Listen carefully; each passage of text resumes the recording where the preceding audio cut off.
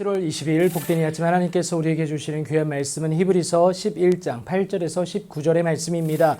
우리의 본향은 이 땅이 아니다 라는 제목으로 함께 말씀 나누도록 하겠습니다. 내용 흐름상 어제 본문의 후반부에 해당하는 8절부터 12절을 오늘 본문과 함께 묵상합니다. 그리고 오늘 본문의 후반부에 해당하는 20절부터 22절은 내일 본문과 함께 묵상하도록 하겠습니다. 믿음으로 아브라함은 부르심을 받았을 때에 순종하여 장래의 유업으로 받을 땅으로 나아가게 됩니다. 그렇다고 목적지를 알고 나아간 건 아닙니다. 갈 바를 알지 못하고 나아갔는데요. 믿음으로 그가 이방의 땅에 있는 것 같이 약속의 땅에 거류하게 됩니다. 이것은요, 그가 하나님이 계획하시고 지으실 터가 있는 그 성을 바라봤다라는 것을 오늘 본문은 말하고 있습니다. 그리고 믿음으로 사라 자신도 나이가 많아 단산하였다라고 얘기합니다. 잉태할 수 없는 상황이었으나 하나님으로 말미암아 잉태할 수 있는 그 힘을 얻었다라는 겁니다. 약속하신 이를 미쁘신 줄 알았다라는 것, 그것을 오늘 본문은 말하고 있습니다.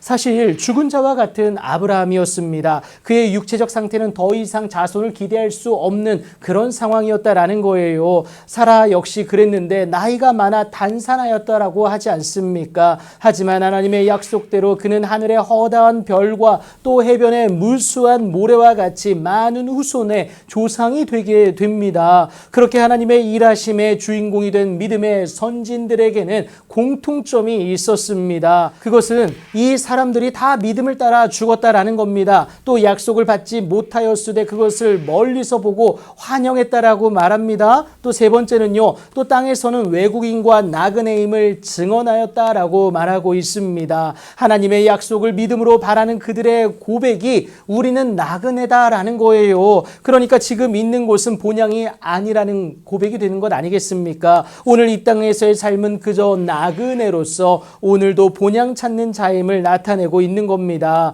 그렇다고 세상의 본향을 말하는 것이 절대 아닙니다. 만약 그랬다면 돌아갈 기회가 있지 않았겠습니까? 그들이 이제는 더 나은 본향을 사모하게 되는데 바로 하늘에 있는 것이다 라는 거예요. 그렇게 에덴 동산으로의 회복을 꿈꾸는 그들에게 하나님은 그들의 하나님이라 일컬음 받으심을 부끄러워하지 아니하신다라고 합니다. 또 그들을 위하여 한 성을 예비하셨다라고 오늘 본문은 분명히 기록을 하고 있는데요. 하나님이 이렇게까지 하시는 이유가 아브라함이 시험을 받을 때에 믿음으로 이삭을 드렸기 때문에 그렇습니다. 하나님에 대한 온전한 마음을 드린 것 아니겠습니까? 하나님은 그의 이 마음을 이미 오래전에 아셨고요. 그러한 그의 마음을 의로 여기셨다라고 기록을 하고 있습니다. 그런데 아브라함 입장에서 이삭을 하나님께 드리면 약속의 실체가 사라지게 됩니다. 아들 이삭을 잃는 것도 그렇지만 가시적 실체의 사라짐은 여러분 두려운 일 아니겠습니까? 그런데도 아브라함은 과감히 진행하게 됩니다.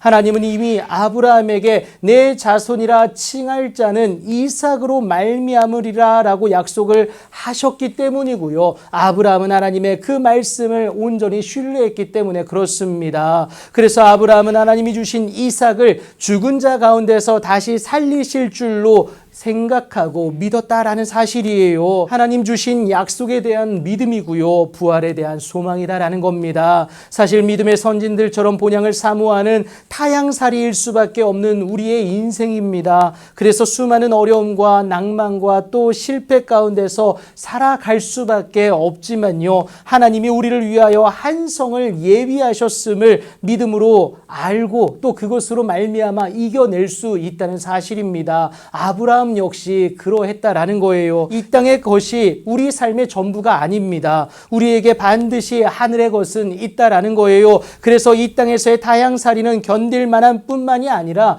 우리 모두가 이겨낼 수 있다는 사실입니다. 그러니 이 땅에서의 삶이 전부인 것처럼 탕진하는 삶이 아니라 하늘에 있는 것을 사모함으로 오늘도 예수님의 이름으로 규모 있게 살아낼 수 있는 저와 여러분의 삶이 되어야 합니다. 그리할 때에 하나님을 향한 우리의 믿음은 절대로 외면치 않으시는 하나님의 귀하고 복된 은혜와 능력의 주인공 되게 하신다라는 겁니다. 크고 은밀한 일로 우리 삶 가운데 기적을 행하실 그 하나님을 오늘도 믿어내심으로 인하여서 그 은혜의 주인공 되는 여러분들의 귀하고 복된 오늘이 되길 예수님의 이름으로 축복합니다.